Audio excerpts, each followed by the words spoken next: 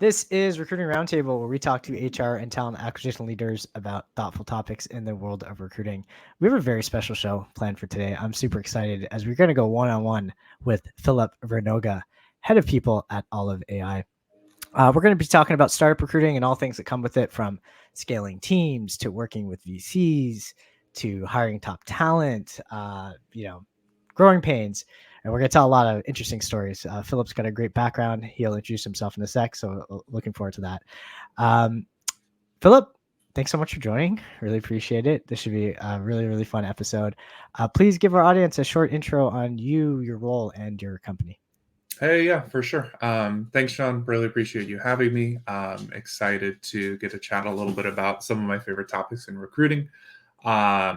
So little about me. My whole shtick, if you will, is I do early stage startup talent search, recruiting, advising, and kind of HR build outs. So really, I think most of my career has been in kind of building the machine and then letting others sometimes run it and operate it. I think by the time that a company gets to late Series C, early Series D, I get bored and skip out. Whereas I'm really there for that kind of the 0 to 1, sometimes 1 to 10 journey in some scenarios, right? And currently with an amazing Gen AI sales tech startup called Oliv AI. What is Oliv? So we have had the opportunity to build out a sales tool for a lot of mid-market to SMB teams, actually selling primarily to startups as well, usually teams of up to like 20 sellers with a couple managers in there as well. And essentially, we're the ultimate AI sales companion for B2B software sellers. So the product actually incorporates sales frameworks that can be customized, such as, sellers are usually familiar with terms like BANT, MEDIC, Sandler. And we've built the product around the day-to-day meetings of sales reps and their managers, essentially helping everybody prepare for their meetings, manage the calls during, and then wrapping up after the fact by applying these kind of sales best practices and logic into the conversations and helping the sales process push forward. So yeah, that's a little bit about me and Oliv and I. That's great. Okay, so before I do an intro, I want to ask you this question. Do you think, in your opinion, is sales an art or a science? Oh gosh. It really turns into a lot of what kind of hits home with me too on like the recruiting side. Like obviously like recruiting and sales, like I'm constantly reminded that it's two sides of the same coin. And so much so to where I can actually apply Oliv into my day-to-day, my interviews, recruiting conversations, despite it being built as a sales tool. If you tweak the last 10%, in a sense, it ends up being quite functional. And so when you look at this kind of question, I think like I would argue there are elements of both. It tends to skew depending on where you are in your career and kind of the way that you have aimed it for like the correct audience, as in like if you're doing it for like at scale enterprises, Meta, Apple, the Fortune 500, I think it tends to be a little bit more of a science by that point, because much of what's done at that level is more tactical in nature. I think you end up with a lot of kind of cogs in the machine that end up requiring more like day-to-day management and oversight to make sure that you're getting the results that you want. Specifically, like I think the science of it all at that stage literally becomes that a 1 degree turn ends up with, a 200% different outcome 30 days later. Right. I think it's, I could easily interchange the word sales for recruiting too, right? Yeah. And I think it's interesting because I feel myself, I'm more closer to like sales and recruiting as an art. I think that each individual person has their own like personal flavor they bring to the table in terms of, let's talk about recruiting because this is what the podcast is about. When you're recruiting a candidate, having like just kind of that personal touch, I think is important. If you become Mhm. too like rigid and it becomes too scientific, I think it loses some of that personal kind of interaction, and I Mhm. think that's can take away from it, right? When people get too rigid in process, things can start to fall apart. This is my opinion, but to your point, I think at scale, if you have a 2,000 person recruiting team or 2,000 person sales force, you have to have some rigor and some process so that there's like a standardized way of like a company does things, right? So I get what you mean. So it kind of changes, but I think in an individual level, I almost look at sales and recruiting more as an art, but maybe I'm Mhm. just an artsy guy. Mhm.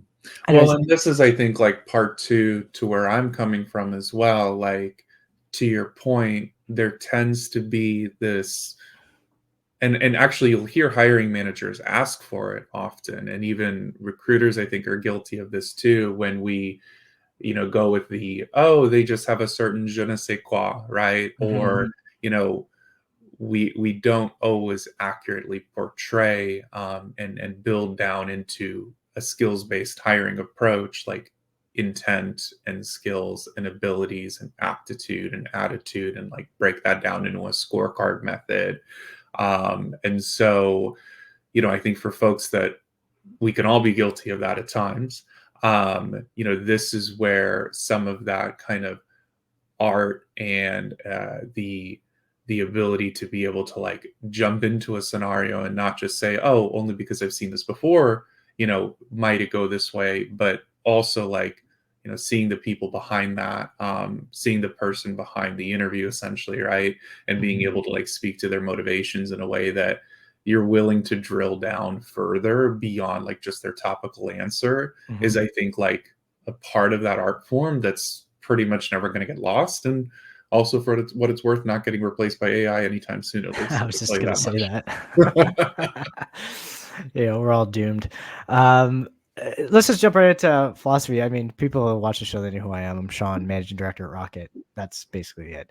In terms of recruiting philosophy, okay, so you mentioned Philip, you work with a lot of like the 0 to 1 startups, and you like kind of being in there in that early stage. Oh, what's kind of like your overarching philosophy when it comes to recruiting? Like, are you looking for just the best talent? Are you looking for the best fit? Like, what are some of the things that you're really over indexing on for those 0 to 1 companies? Yeah, yeah. Um, so I can say that this strategy has been born partly out of request, business need, and kind of necessity from the various like both clients, hiring managers, executives that I worked with alongside my career, um, as well as like my own sort of flair and practices, right? Um, I think the number one sort of thing that comes to mind in a scenario like this is really kind of targeting what I consider the rising star profile of a candidate. And, essentially what this means is hiring and locating the hidden gems more often than not. I Mhm, think I apply a lot of resources in terms of, talent, time, tools, budget, to be able to locate the individuals that are high ROI mhm, and to be able to qualify them in such a way that fits their needs and motivations, almost custom tailoring the interview process at a more boutique level. Not always making it as rigid, but rather, implementing methods that'll really allow the candidate to shine in more practical ways. mhm, One of the things we've done in the past, actually are currently doing at Olive, is even giving people like trial runs through the role, right? Like, mm, hey, we'll bring you on for a couple weeks, we'll pay you, we'll spin you up as like a semi-employee, whatever you want to call it, right, on a paid trial run. See how you do and see how it fits kind of your needs as well. And if the role continues to serve both sides, then cool. Let's make an offer out of it. Let's get you going. mhm, Um, and so I think, finding those rising stars is something that everyone commonly asks for, at least in my segment. Because oftentimes like startups want like the top 5% of talent, but they can't pay for it. They yeah, usually can't afford them. of course. And so then you look at the folks that, have that high ROI, that might not be the obvious wins, but definitely have like the necessary aptitude and attitude to sort of punch above their weight class, right? And I So, think like one of the ways to do that, is be willing to experiment a little bit more with your hiring process and some of your strategies with something like a paid trial. so paid trials are very interesting. I haven't heard too many companies doing this, but I have heard a few. So it's interesting that Olive's doing that. Um, when you're talking about like these rising stars, right? A lot of times these startups are looking for a candidate that's been there, done that. And Yeah. we just did a podcast yesterday, and we had a pretty lengthy discussion about this. So it sounds like what you're looking for is you're looking for a candidate that has like maybe done some of the things that you need, Hmm. but you can see the potential for them to achieve or hit the next level, right? Hmm. Hmm. How do you interview for that? Like, how do you, and the paid trial is a great example, Yeah. but are there ways and tactics where you can interview or ask probing questions that you can start to feel comfortable that this candidate does have the potential to hit that next level and Yeah. they are kind of an underrated gem, so to speak? Yeah. Yeah.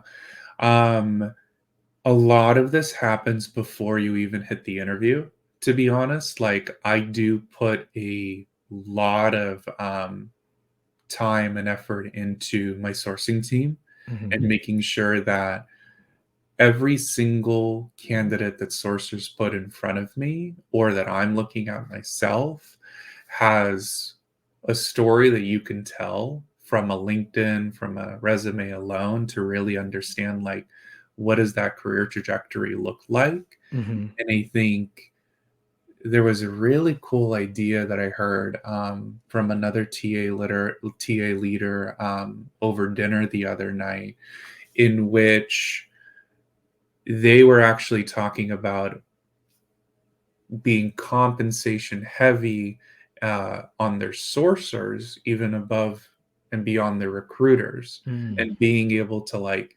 invest because they saw that like whoever was locating the initial talent was essentially in some ways providing more business value to their company than even the recruiters themselves. Hmm. And so, I think this was like a tactical way in which like they were able to kind of execute on that via sourcing to kind of uplift the interview going into it. Now, Hmm. when you talk about the interview itself mid conversation and like how do you check for this, how do you qualify for this? Um, I do think it tends to be more centered around like their motivations and their tendencies and kind of like what they're driven for, Yeah. right? Like I literally start every single interview the same, whether it's executive, non-executive, technical, non-technical. Um, like tell me why you showed up here. Yeah. Literally, like why are you with me on this call? In some cases at 1 a.m. local time, if I'm interviewing somebody in India, right? Like that person made the decision to forego their sleep Yeah. and come spend some time with me, right?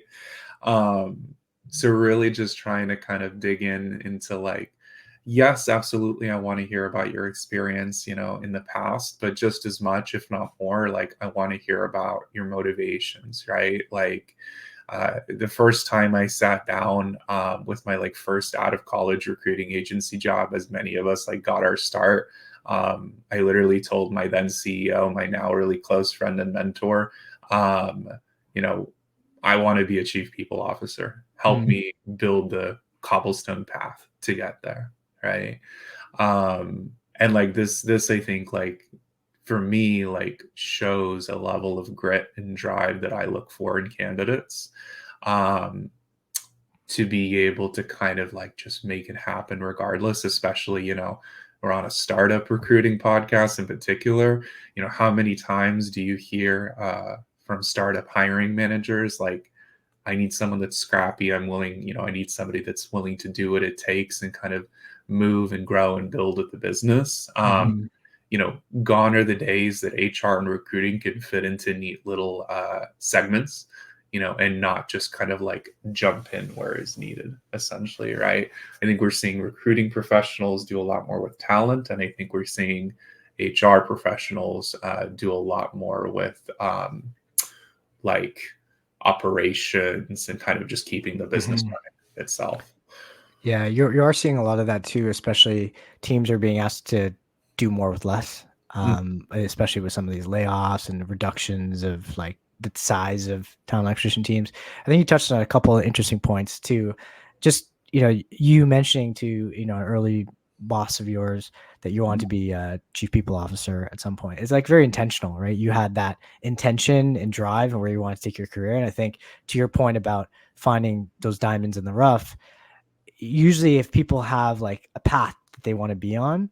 Now, I'm gonna say like not everyone has to know their path, but yeah. those that are like very motivated towards it and driven towards a goal, I think they have better chances of outperforming, I think. And the last thing, as you were talking on the sourcing versus recruiting piece, I actually think that sourcing is very much scientific Mm, and recruiting is more artistic. So maybe that's the separation. And it's funny because even in like a sales organization, right, the business development rep is not going to get paid as much as the account executive. sure. So in our world, we compensate higher typically To the towards artists. the artist, the Yeah. closer, right? Because they bring Yeah. something unique to the table. Whereas if it's systematic and you can plug in anybody to do it, potentially, it's Mhm. like perceived to be lower value.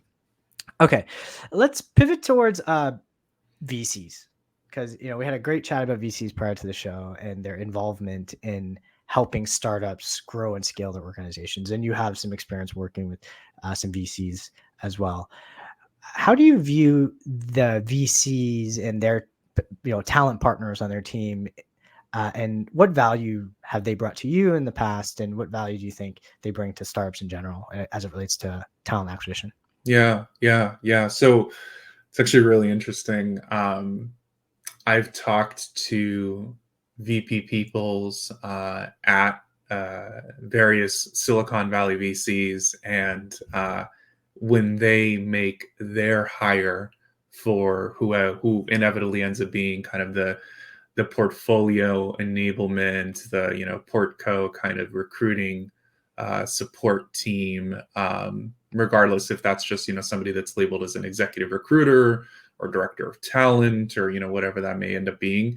um, I see this like tendency for them to kind of sway left or right, as in either you're getting somebody that is almost centered around like the theater of VC offerings, like Mhm. being able to say like, oh, like we also do this, right? Like we support your go to market, we support your talent expose, to the point where like I've literally had some of these VPHRs mention to me like, yeah, that talent professional is mostly like what they're doing. I feel like is to support kind of the emotional needs of the VCs, or the Mhm. emotional needs of the portcos almost, right? Mhm. Mhm. And be there as kind of that shoulder to lean on. But I think like when properly utilized and leveraged, like I have met some absolute top executive recruiters, recruiting leadership that kind of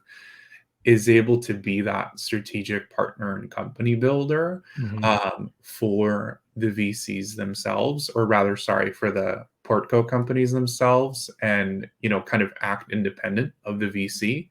Um, and so, like, I've had experiences where I've literally used my team internally to run a search in parallel to what the VC may be doing, comparing our efforts.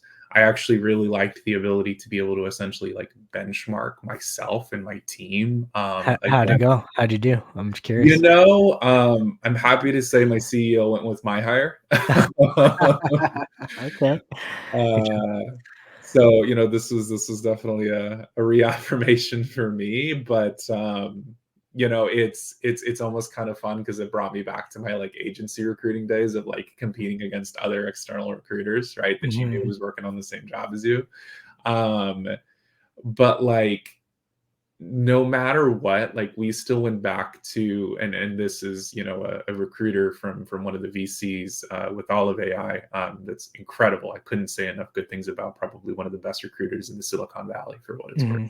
Hmm. Um, and you know, went back to them and had said like, hey, like thank you so much for like all of these candidates, all this custom tailored like outreach, follow up, the, you know, guidance around what you're seeing in the market as well, because like they do have these unreal networks that they can tap into, and the ability to be able to like really help you benchmark your own efforts and get an Hmm. understanding of like, you know, what direction are we going in versus what should we be doing. And it helps you, if nothing else, like get additional exposure, because I, for example, was running like searches in India and parts of the US, whereas they were more focused on like a localized San Francisco Bay Area search. Hmm.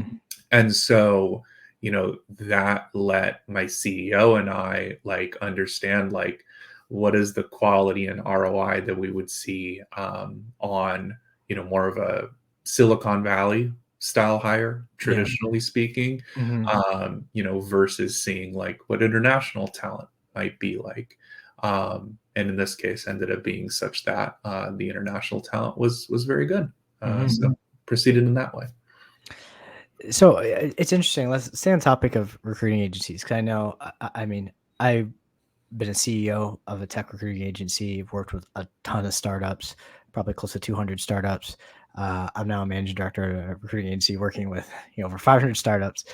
And I'm curious of your perspective because you have experience obviously with agencies. You have an agency obviously you really love. You've worked with VC talent partners. You have kind of internal sourcing. From a purely agency perspective, what are some of the things that make agencies stand out to you in either a positive or negative way? Because it's a very divisive kind of topic.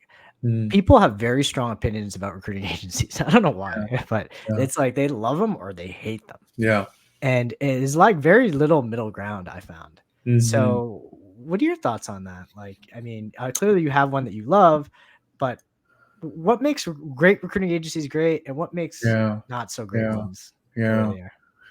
Yeah, I mean, my, like, stance simply put is, you know, I love the good ones a lot, and I really, really dislike the bad ones. I guess I'm on You point. know? So, you know, what defines both, right? Like, I think, well, almost easier to eliminate by item by jumping onto what makes somebody bad. You know, I think a poor agency experience is usually defined by the throw everything at the wall and see what sticks Mhm. methodologies. You know, I think there's a lot of people that sell themselves as kind of like a portrayal of like partnership and like we want to be in it with the long haul with you. You know, but oftentimes, like as soon as it comes down to their invoices and like some of that gray area, I'm sure you've seen plenty of situations where you're like, you know should I bill them for that, should I not bill them for that, like is that a legitimate ask, like this referral came in from like a sideways angle that we technically didn't discuss in the contract up front. Yeah. um and that's where like I think it's the best agencies are ultimately going to be centered around like the networks of the founders and referrals and word of mouth, like Mhm. essentially saying like you're really, when building, I think the most successful of agencies, definitely ones that I've been a part of, like it worked well because people knew that that team was always going to do right by their client, Mhm. right? Like they were going to put the needs of their clients first, together with the needs of the candidates that we'd be representing, right? And I think there's always this focus on being able to like put right person, right place, right time. And if Mhm. that wasn't the case, like to call it out, never force a circle into a square, in that sense, because at that point you just end up playing with people's lives, potentially years Yeah. down the line. um, and so other than that, like I think what makes for a really positive recruiting experience, with the agencies is like you have somebody that's able to make recommendations and kind of come in um, at the side of your internal team, be complementary to, often not like a rip and replace, Hmm. or kind of add value on top of like what you're already asking. There was one fella I talked to recently that actually, was essentially able to position candidates for his clients in such a way to where, you know, they're there, they're ready, available, warmed up, connected. You know, you do what you feel is best in terms of like how you nurture that relationship and if you decide to proceed with them Hmm. without necessarily focusing it always under one position, right? So I guess what I'm saying is if you end up on a conversation with somebody that might end up not being relevant for, that particular role and that particular time, help your clients build a candidate pool Yeah. in a sense, right? Like you might want to say like, hey, this is a significant person. We felt like there might not be a fit for this particular role that we were initially, drafted for. Hmm. Um, However, a lot of startup hiring, at least on my end, has been like highly opportunistic in a Hmm. sense. And Hmm. like, if there's just a smart, brilliant, lovely person put in front of me, I have a hard time not hiring them. Put it that way. Yeah, for sure. I mean, it's a good blanket approach for your building teams, right? Hire great people, even if you may not have the exact role for them at the time.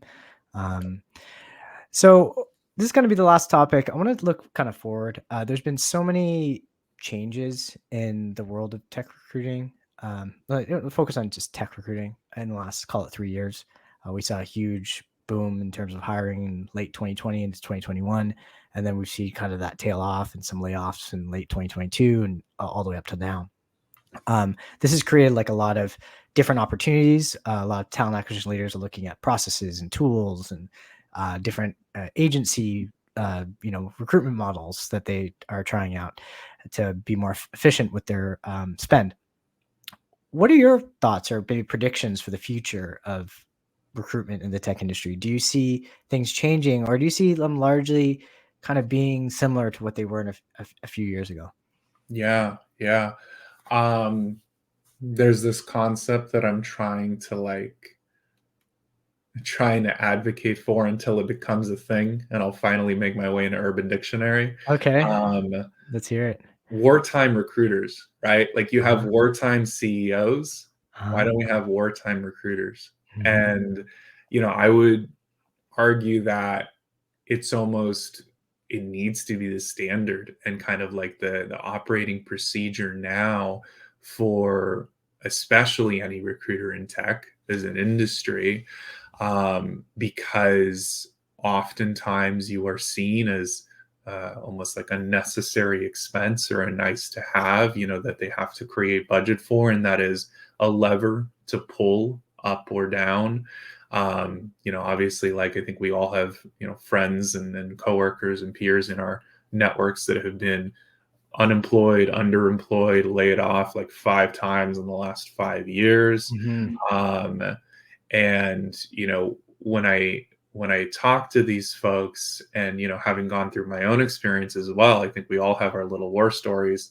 Um, it really kind of works out to being like showing business value that is quantifiable in line with the actual like biz ops and like Mhm. higher level like vision, mission, and then breaking it all the way down into like quarterly goals of like we need these revenue targets, we need these retention numbers with our CSMs, like the recruiting role, and also HR for what it's worth, um, are looking, I think, at a transition now more than ever, into fulfilling core business requirements. Mhm. Um, and for talent teams, I wouldn't be surprised if like recruiting developed into talent, developed into even more of some of an L&D function to make it so that your recruiter is going to start coaching,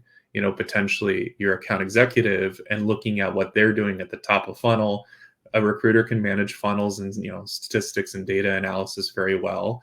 I'm sure that they can take a look at your sales force, your sales funnel, and how your AEs are doing, and give some tips as to like what they may be seeing, right? Even internally at Oliv, like my sales team and my recruiting team like connect pretty regularly, and you'd be surprised like how much crossover there is if you kind of strip away like a few layers of like things that are actually commonalities between us, right? So I think this is where the world is going, and probably where it's going to stay for the foreseeable future, is like being able to bring folks that like you literally have to be the recruiter that can deliver when the environment around you is hectic and you're between a rock and a hard place, and you're still saying like, bottom line is in the black, not in the red. Yeah. Yeah. It's an interesting time, and we're hearing this a lot from other talent people.